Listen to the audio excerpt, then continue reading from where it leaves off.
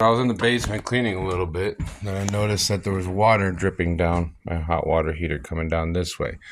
And then I looked and there was water here, but then I was like, man, it's loose in there or something. Then I noticed water here, then I noticed water there, then I followed it up. And what it is, there's a valve. I got a towel around it, and I touched, it was dripping just a little bit out of here. And then I went to touch it, and it just popped right off. So I got to replace it. It's a ball valve. It's a PVC. It's going to be an easy fix, but follow me as I do it. I have it wrapped up the way it is. For now, the stores are closed, so I can't even go get it. But the city was working on the water yesterday, so they shut the water off. And then I think when they're turning back on, it must have jolted it loose. It's been in this house now for 12 years. So, you know, things are going to happen. I just replaced this line the other day. So here we go again. We're about to shut the water off to the house.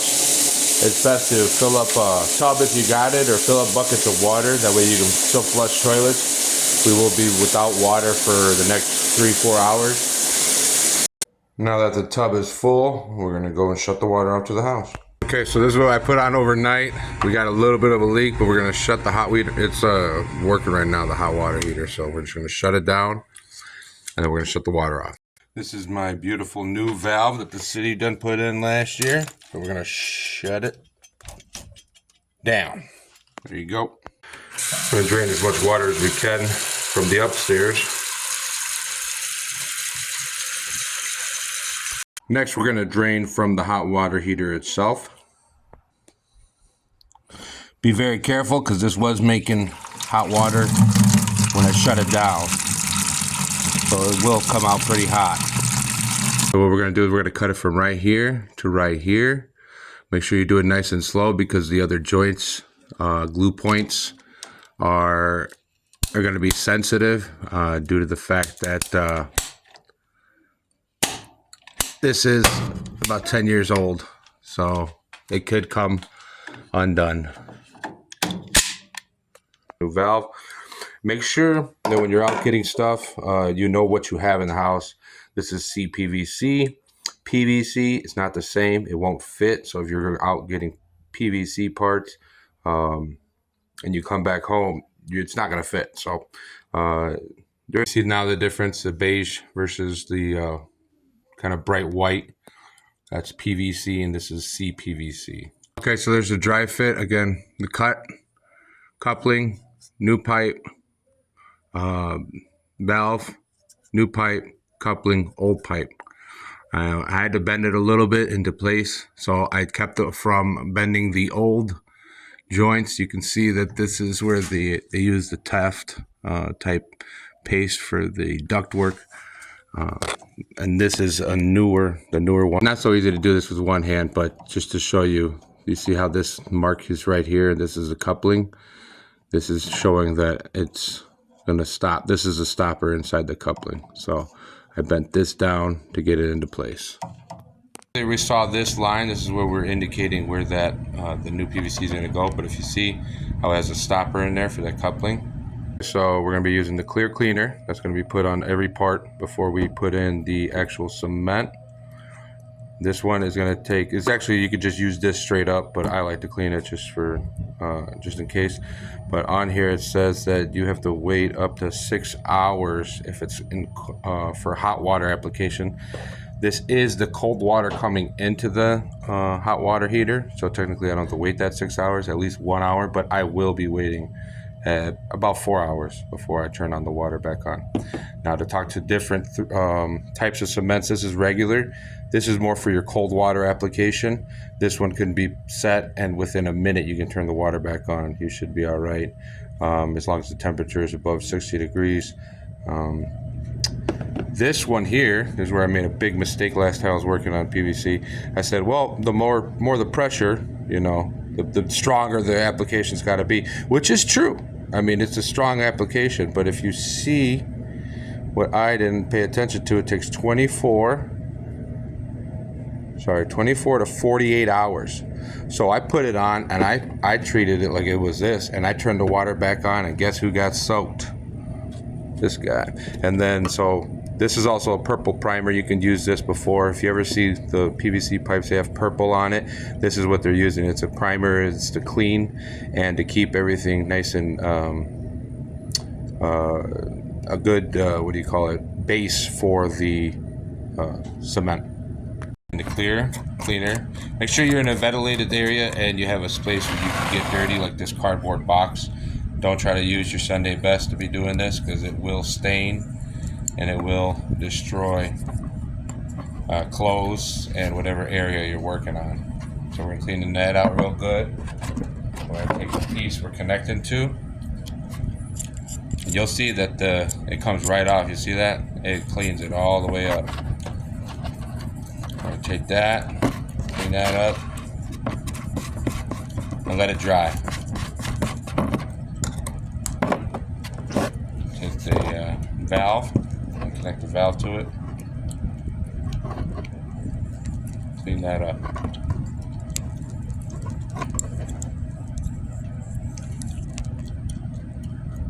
Let it dry.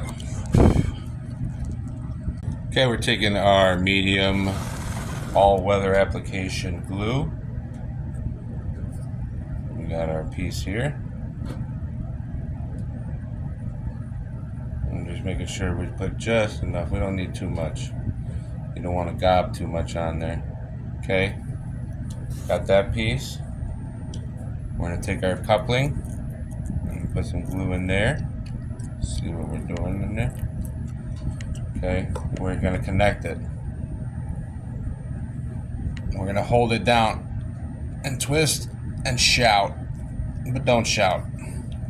And squeeze it together. Don't let it come apart, because it will want to separate, and hold it for at least 30-40 seconds.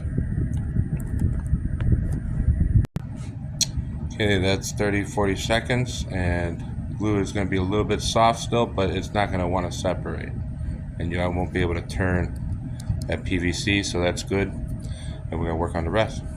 Alright, so now that everything is glued together, we're going to attach it. We're going to start with the top first, so we can do it with two hands and not put too much pressure on that top pipe that was above the duct or below the duct. We don't want to disturb that as much as possible, because it's an older glue, where the bottom is the newer glue, so that way we'll kind of work the bottom down a little bit. Okay, so we got glue up there. We're just going to glue here and there. We're going to push this down and get it to fit in, and we're going to push up and hold it. Okay, I need two hands, so you'll see the finished product. Okay, so everything is glued now. Everything is not dry yet, so we're gonna wait a few hours. A good thing to do right now, when you put your tools away, don't keep them too far away. You know, don't put them all the way away, but you know, start cleaning up. Also, clean up any water that's been, you know, sitting or anywhere on the joints or something. Like I had some water sitting here, water down here. Try to clean that up. That way, when you turn the water back on, if there's water coming out of these areas, then you'll know, as opposed to, oh, well, I don't know if it was there from before or not. So just make sure you make the place nice and dry. That way you can see if there is any leaks, you know right away where they're coming from. Okay, so this is still drying, but as it was leaking, water was slowly dripping down, and it was going right into the pan. So I got a bunch of water in there. So I got to shop vac. Make sure you take your filter out before you use it for water application. If you've not, you know, if you're not shop vac savvy. So watch this.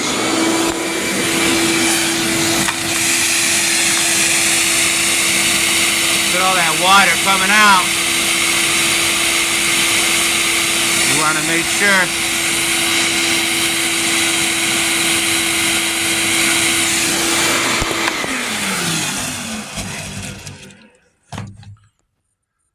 You want to make sure you get all that water out, because it needs air from the bottom, from in here, and you don't want that to rust out.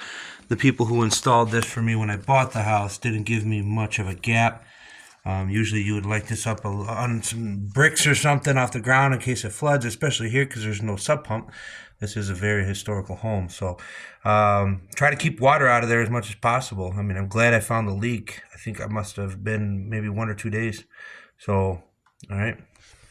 Make sure you clean up that water. And as another added bonus, I'm gonna put the, I got compressed air. I'm gonna push air compressed air as it's on, and that's gonna help push any of the water out, plus it'll help dry it out.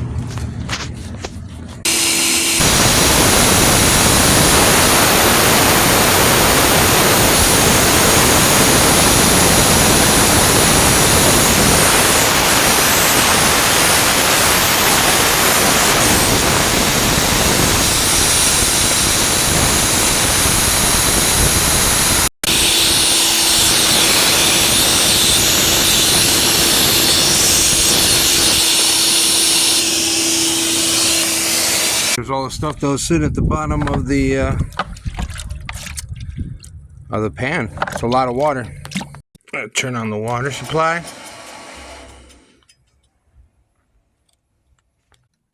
Okay, we're going to turn it on. Okay, we're on. Check for leaks. We've allowed it to rest for 3.5 hours. The glue. It should be dry as a bone. Again, this is cold water application. It states that if it's 60 degrees or above in the room, it needs 1 hour for cold water application or 6 hours for hot water. Obviously, hot water would then make the glue more pliable, more squishy, which would then, you know, you'd have this open up at this point with this much pressure. But it's looking good. I don't see any leaks anywhere. So we're all good. And then we were draining this out, so we're gonna look for leaks here. No leakage. And then we're gonna look up there because that's where this one was. And we moved it a little bit, but everything looks good. So job well done for a DIY plumber. Saved some money. I think I spent this is $6 for the valve.